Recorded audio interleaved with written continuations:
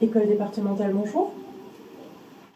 Depuis la mi-mars, le groupement de l'école départementale connaît une période particulière. En effet, une note de service du 17 mars suspend l'activité de formation jusqu'à nouvel ordre. Les activités de formation recouvrent à la fois, bien entendu, les formations du groupement de l'école départementale, les formations des compagnies, également la FMPA, les formations de spécialité. Pour autant, l'activité du groupement de l'école départementale n'a pas faibli, bien au contraire, l'activité est restée soutenue.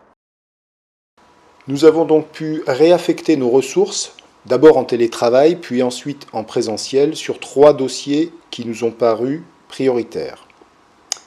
La rédaction des référentiels internes d'organisation de la formation et de l'évaluation pour l'ensemble des emplois de tronc commun, sapeurs-pompiers professionnels et volontaires, depuis l'emploi d'équipier jusqu'à chef d'agré tout engin.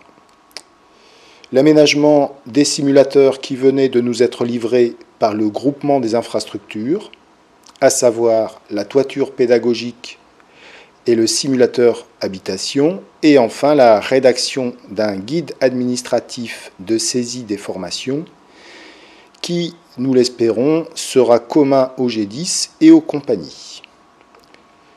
Ces 3 gros dossiers ne doivent pas occulter non plus le fait que notre service logistique a pu contrôler l'ensemble des engins du G10, également donner quelques coups de main à nos collègues du GLT et du groupement des infrastructures. Et enfin, n'omettons pas le CRERF qui a profité de cette période pour réaliser de nombreux travaux d'entretien avant son déplacement début juin à Mannheim.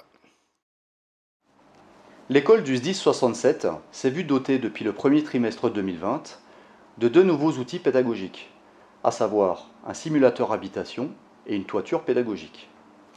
En attendant que ces équipements puissent être mis à la disposition des stagiaires et des formateurs, les formateurs de l'EDIS ont d'ores et déjà commencé à se les approprier pour étudier les mises en situation professionnelles et les ateliers pédagogiques personnalisés réalisables avec ces nouvelles infrastructures.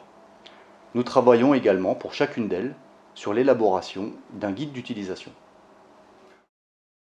La formation chez les sapeurs-pompiers a beaucoup évolué ces dernières années. L'arrêté du 22 août 2019 nous impose la rédaction de référentiels internes liés à l'évaluation et à l'organisation de nos formations. Cette phase d'écriture doit être achevée au 31 décembre de cette année. La période qui vient de passer, on a travaillé d'abord en télétravail, essentiellement les formateurs, surtout l'aspect rédaction des documents de formation.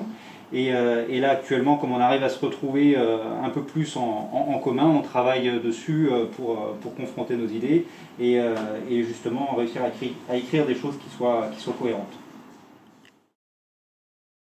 Alors que 2 notes de service viennent d'être publiées autorisant la reprise des formations et de la FMPA, alors que le G10, le GPEC et les compagnies travaillent actuellement sur l'adaptation du calendrier de formation 2020, l'anticipation du calendrier de formation 2021, il semblait intéressant de revenir sur cette période qui a couru de mars à juin. Au cours de ces 3 mois, les personnels du groupement de l'école départementale, mais également les réseaux de formateurs auxquels nous nous sommes adressés, ont fait preuve d'une adaptabilité qui m'a semblé remarquable. En effet, nous avons pu éviter que cette période de 3 mois d'inactivité forcée ne soit considérée comme du temps perdu. Bien au contraire, nous avons pu tirer profit de cette période pour faire avancer des dossiers de fond et, je le pense, faire progresser la formation. Je tiens donc à remercier l'ensemble des personnels qui ont participé et qui continuent de participer à ces dossiers et qui ont su faire preuve d'une qualité qui nous est chère, la résilience.